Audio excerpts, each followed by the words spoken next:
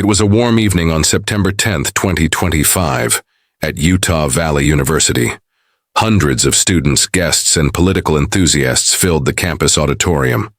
Some had come to support, others just to witness the controversy. On stage that night was a man who had built his career on polarizing debates, fiery speeches, and an unwavering belief in his mission. Charlie Kirk, founder of Turning Point USA. Kirk was no stranger to criticism. For years, he had been both celebrated and condemned. But he thrived on confrontation, feeding off the energy of the crowd, whether they cheered or jeered. That night, as he took the stage, it looked like another ordinary stop on his endless speaking tours. But hidden above, on a rooftop nearby, a plan was already in motion. Just minutes into his speech, as Kirk raised his hand to emphasize a point, a single gunshot rang out.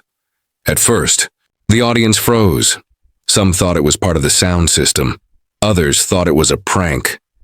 But the reality became clear almost instantly. Charlie Kirk stumbled, his hand clutching his neck. Blood poured from the wound as he collapsed onto the stage floor. Gasps turned to screams. Chaos erupted. Some tried to run, others dove to the ground. Security officers rushed forward, desperately trying to stop the bleeding. Within minutes, emergency responders stormed in, but it was too late. Charlie Kirk was dead. The campus was immediately locked down. Police swarmed the area, focusing their attention on the rooftop where the shot had been fired. There, investigators found what they needed: a rifle, wrapped hastily in a towel, a screwdriver. Left behind, forensic teams quickly got to work. Fingerprints, fibers, and most importantly, DNA. Both the towel and the screwdriver tested positive for one man, 22-year-old Tyler James Robinson. But the evidence didn't stop there. Hidden among Robinson's belongings was a chilling discovery: a handwritten note outlining his plan to assassinate Charlie Kirk. It wasn't vague. It wasn't emotional rambling. It was cold, precise, and detailed. He had prepared, calculated, and followed through. The manhunt for Robinson lasted just 33 hours. Authorities tracked him down, cornered him, and arrested him. When news broke, the country erupted. Who was this man? Why would a 22-year-old risk everything to kill a political speaker? Prosecutors wasted no time. Robinson was charged with aggravated murder, discharge of a firearm causing death, obstruction of justice, witness tampering, and more. The case was airtight. DNA, the weapon, the note. But the biggest mystery remained: the motive. Who was Tyler Robinson? Tyler Robinson wasn't a well-known figure. He wasn't a politician, nor a prominent activist. To most, he was just another face in the crowd. But investigators revealed troubling details. Robinson had expressed anger online, posting cryptic messages about political figures. Friends described him as withdrawn, increasingly radical in his views, and obsessed with the idea of making a statement.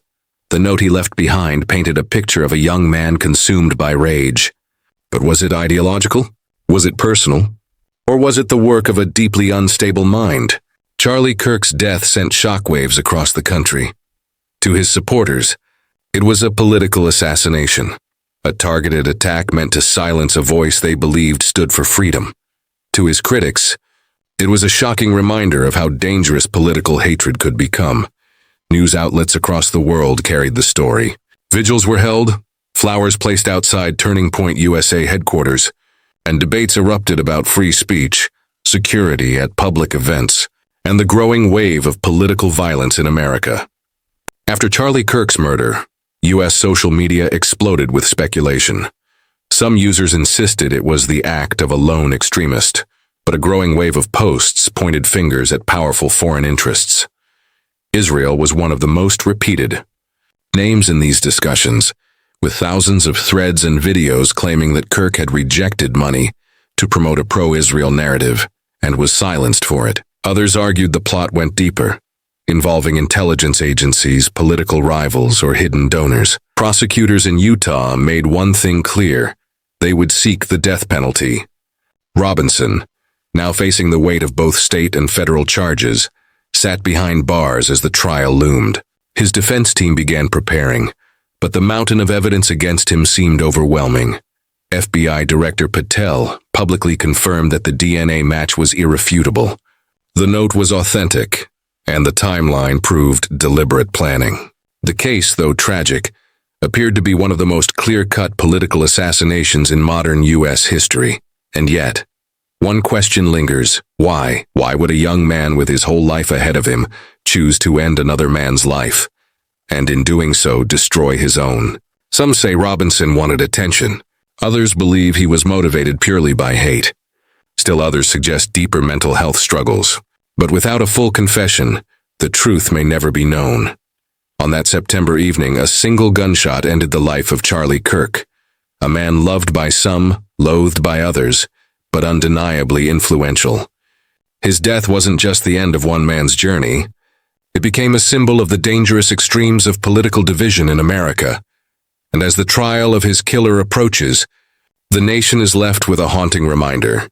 In an age of deep polarization, words may spark debate, but actions can spark tragedy.